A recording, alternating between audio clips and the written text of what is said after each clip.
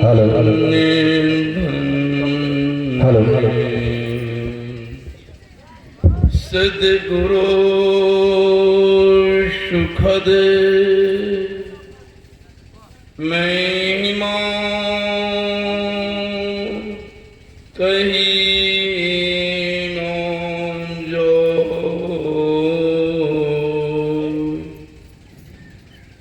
जो कुछ कहूँ तुम्हें कृपा मोते कछु न बसो बुद्धि शुद्धि कुछ भी नहीं कह क्या नहीं दोष सद्गुरु खुद जाने सभे बेग पुरायश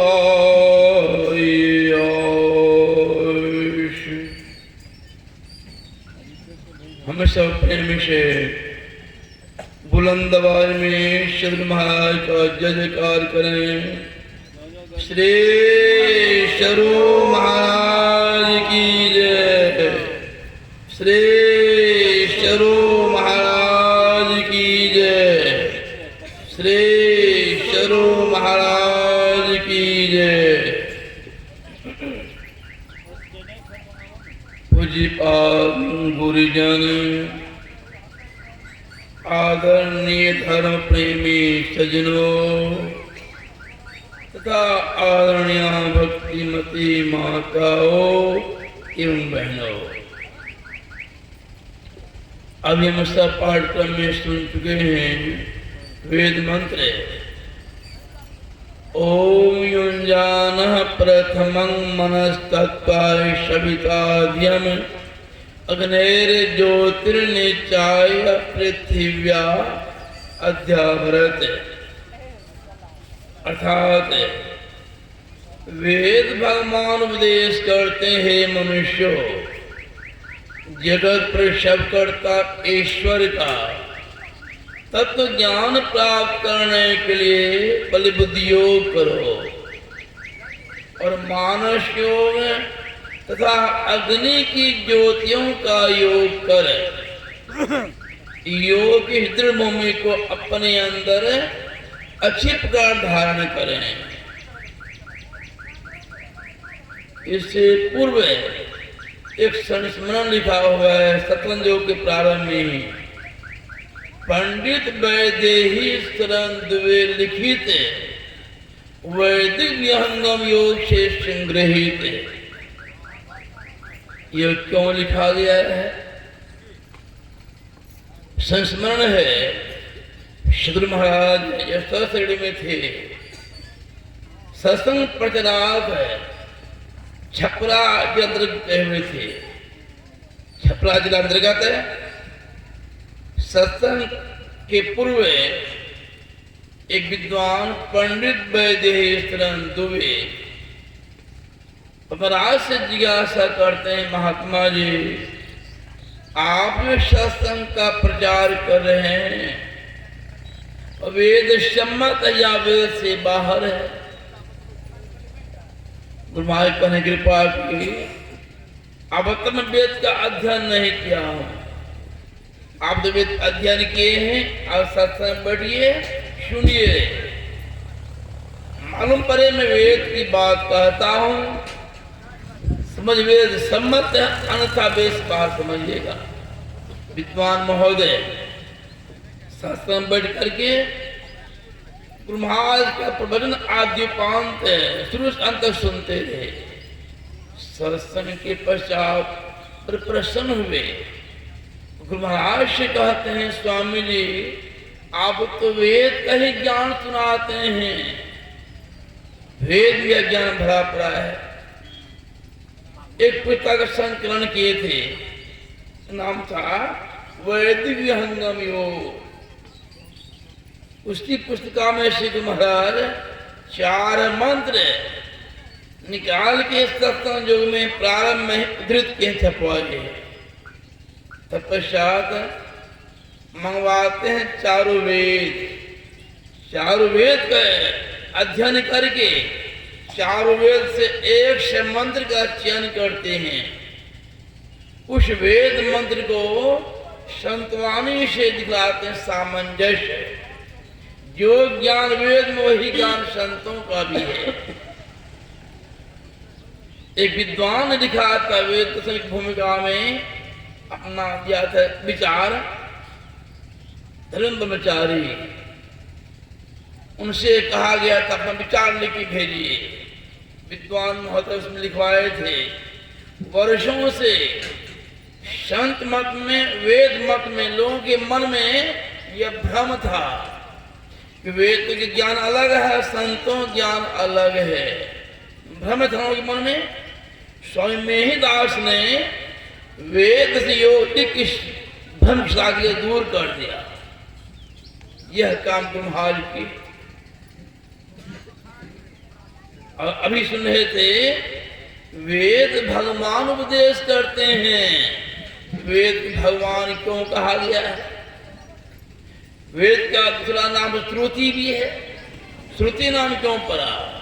वेद भगवान क्यों कहा गया है? तो चर्चा ये वेद की भूमिका में सृष्टि के प्रारंभिक काल में 4 साधना कर रहे थे। उनका नाम था अग्नि, वायु, आदित्य और अंगिरा ऋषि। इन ऋषियों ने साधना करके अपने अंदर जो गिरा गांठ थी वह कौन सा? वह जड़ चेतन का गिरा गांठ। साधना करके अपने को जड़ से फुटा लिए थे। उनके लिए यह वाक्पनिषद का चरितार्थ हो गया था। विदिते हृदय ग्रंथि छिद्यन्ते सर्व संस्या क्षन्ते चाश कर्माणि तस्मिन् दृष्टि परावरे।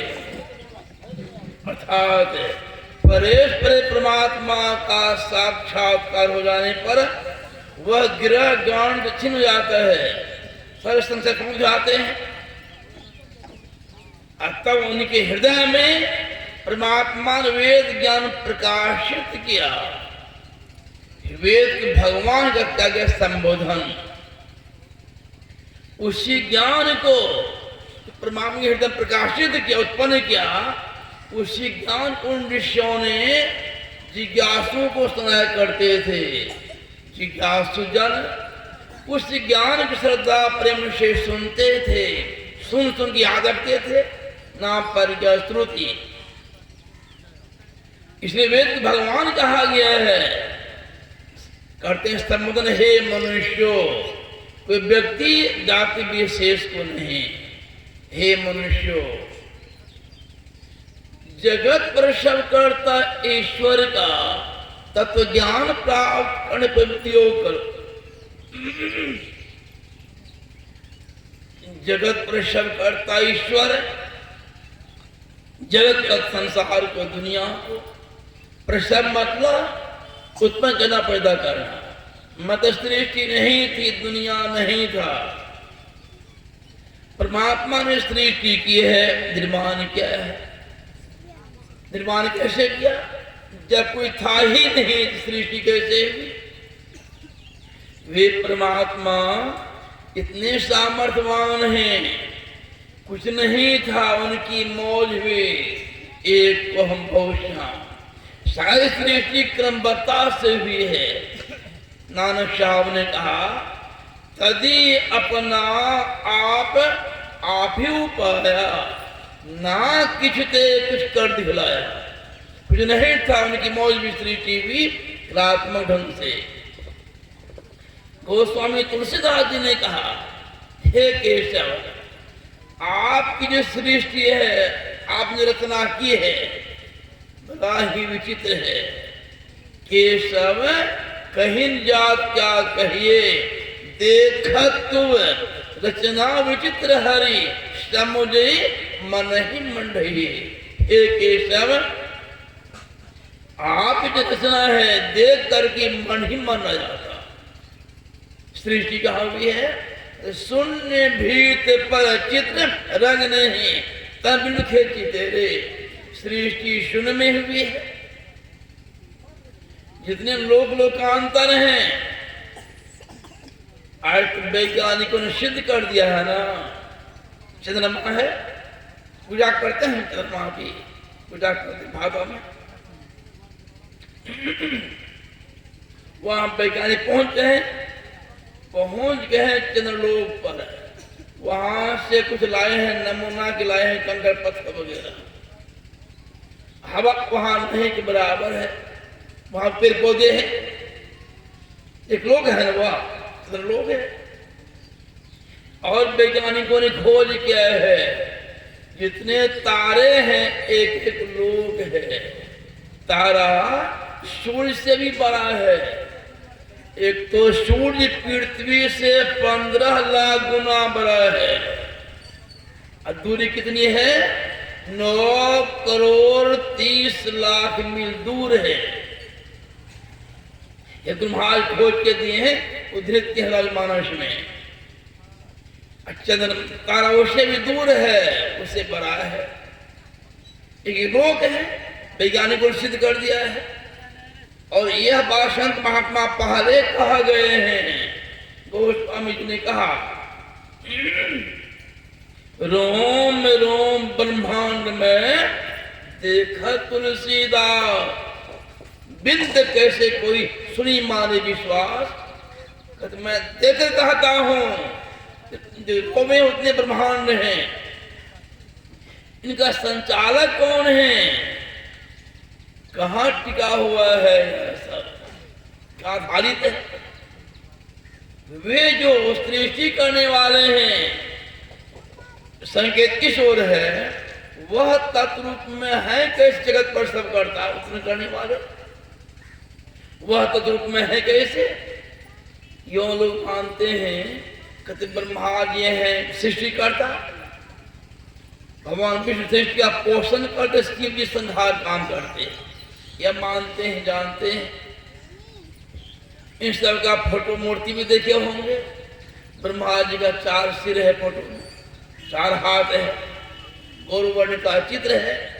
भगवान विष्णु के फोटो मूर्ति में कहीं 2 हाथ, कहीं 4 हाथ है। विराट रूप में बहुत आगो सिर भी है, दिव्य रूप है। भगवान शिव के फोटो मूर्ति में देखे होंगे 1 सिर है, कहीं 2 हाथ, कहीं 4 हाथ है। भगवान शिव के मूर्ति में कहीं कहीं 5 सिर भी है, लेकिन उनका 55 भी है। और शिव पुराण में चर्चा आई भगवान शिव ही देवों देव महत्व की परिकर है। विष्णु पुराण में चर्चा आई है भगवान विष्णु के नाभि से कमल निकला, कमल ब्रह्मा का उत्पन्न हुआ है, त्रिकुटी भगवान शिव का जन्म हुआ है। और तीनों काम भगवान विष्णु ही करने में सक्षम है। और पढ़ते हैं रामचरितमानस उत्तरकांड में गोस्वामी जी ने कहा वे जो परमात्मा है ना, विधि 7 कोटि सृष्टि बनाए, वे परमात्मा करोड़ ब्रह्मांड विशेष शक्तिशाली हैं।